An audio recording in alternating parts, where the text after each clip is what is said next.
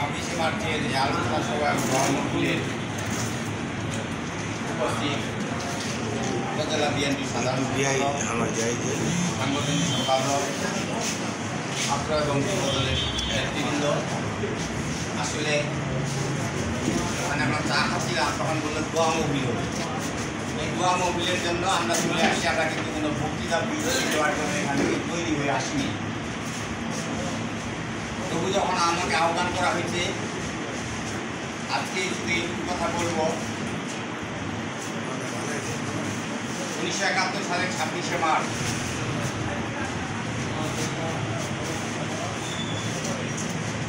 একটি দেশ এবং জাতি সশস্ত্র আন্দোলনের মধ্যে দিয়ে এখানে দেখা গেছে জনতা, ছাত্র জনতা সবাই নামছে এবং ক্যান্টনমেন্টগুলোতে বিদ্রোহে আর্মিরা নামে পড়ছে মাঠে, পাকিস্তানি সশস্ত্র বাহিনীর সাথে যুদ্ধ করছে। তো তখনকার ক্যান্টনমেন্টে যারা ছিল তারা বের হয়ে আসছে, তারা সশস্ত্র আন্দোলন করছে, ভারতে গিয়ে সেক্টর গঠন করছে। একটা সেক্টরের প্রধান ছিলেন আমাদের মরহুম প্রেসিডেন্ট, শহীদ প্রেসিডেন্ট জিয়াউর রহমান। তিনি নেতৃত্ব দিয়েছেন স্বাধীনতা যুদ্ধে। এই সেনাবাহিনীর বিভিন্ন ব্রিগেড গঠনের ফলে এবং ছাত্র জনতার অংশগ্রহণের ফলে আমাদের দেশ স্বাধীন হয়েছে। আমরা একটা পতাকা পেয়েছি, একটা ভূখণ্ড পেয়েছি, দেশ এবং জাতি একটা সরকার পেয়েছিল দেশ পরিচালনার জন্য। পরবর্তীতে দেখা গেছে সেই সরকার যে ওয়াদা করছিল সেটা ওয়াদা আমাদের পূরণ হয়নি। পরবর্তী পর্যায়ে দেখা গেছে যিনি এই স্বাধীনতার যে মূল্যবোধ ছিল এটা ভারতের কাছে নিয়ে যাওয়া বন্ধক দিয়ে দিচ্ছে। সেখান থেকে কিন্তু আমরা পিছু হয়ে গেছি। তারপর দেখা গেছে দীর্ঘদিনের শোষণ বঞ্চনা, আমরা যেটা পাকিস্তানের বিরুদ্ধে বলতাম, পরবর্তী পর্যায়ে দেশ স্বাধীন হওয়ার পরে আবার আন্দোলন শুরু হলো শেখ মুজিবের বিরুদ্ধে। তার পতন হলো, তিনি বুলেটের আঘাতে গেলেন। উপমহাদেশের রাজনীতির তিক্ত অভিজ্ঞতা, পাকিস্তানি সরকাররা, ভুট্টো সাহেব তার মেয়েও কিন্তু বুলেটের আঘাতে গেছে।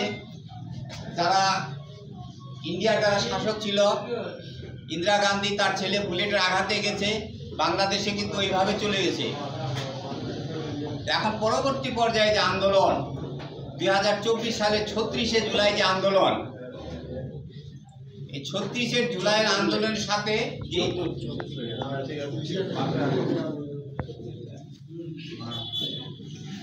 এই যে আন্দোলন, এই আন্দোলনের সাথে 71 সালের 26শে মার্চের আন্দোলন এক নয়।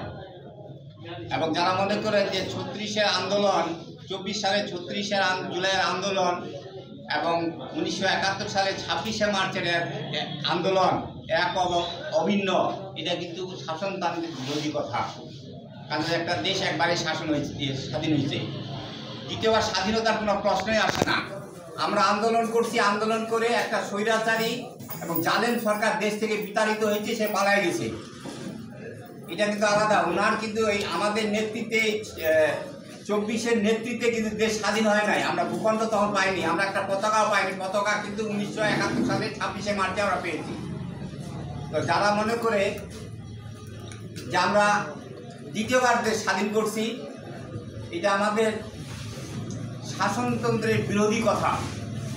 হয়তো অনেকে আছেন যারা বৈষম্য বিরোধী ছাত্র আন্দোলন করছেন, ওনারা হয়তো ক্ষিপ্ত হইতে পারেন, কিন্তু ক্ষিপ্ত হইলে তো হবে না। আমাদেরকে এইটুকু অন্তত বুঝতে হবে যে দেশের রাজনীতি, দেশের শাসনতন্ত্র আমাকে কি বলে, ওইটা কি পারমিট করে, ওইটা কি অ্যালাউ করে যে দেশ আমরা দ্বিতীয়বার স্বাধীন করছি। কোনো দেশের ইতিহাসে, বিশ্বের কোনো ইতিহাসে একটা দেশ দুবার স্বাধীন হয় না, একটা দেশ একবারই স্বাধীন হয়। আমি আমার বক্তব্য দীর্ঘায়িত করতে চাই না, শুধু এইটুকু বলবো যে বিএনপি তার রাজনীতিতে যেটুকু করছে, বাংলাদেশের রাজনীতিতে, বাংলাদেশের জনগণের জন্য, বাংলাদেশের প্রতিষ্ঠা লগ্ন থেকে যেভাবে করছে, আমাদের শহীদ প্রেসিডেন্ট যেভাবে করছে, এটা বিরল ঘটনা। আমি আজকে বাংলাদেশের স্বাধীনতা যুদ্ধের যারা অংশগ্রহণ করছিল, বীর মুক্তিযোদ্ধা, বীরঙ্গনা, তারপর বাংলাদেশ পূর্ব পাকিস্তান আমলে যারা ইপিআর ছিল তারা, তারপর সেনাবাহিনী যারা নিহত হয়েছে স্বাধীনতা যুদ্ধে, আমি তাদের প্রতি শ্রদ্ধা জানাই। আমি শ্রদ্ধা জানাচ্ছি 24 সালের 36শে জুলাই এর পূর্ববর্তী যারা আন্দোলন করে যারা শহীদ হয়েছেন, নিহত হয়েছেন, তাদের প্রতি আমি শ্রদ্ধা জানাই এবং তাদের মাগফিরাত কামনা করছি। আমি পরিচিত সবার মাগফিরাত কামনা করছি। আমাদের মহাসচিব এবং আমাদের ঢাকা জেলা বিএনপির সাধারণ সম্পাদক যারা ফয়সাল আমিন সহ আমাদের নেতৃবৃন্দ যারা অসুস্থ আছেন তাদের আমি মাগফিরাত কামনা করছি। তাদের স্বাস্থ্যের জন্য আমি দোয়া করতেছি। আমি আমার বক্তব্য দীর্ঘায়িত করতে চাই না।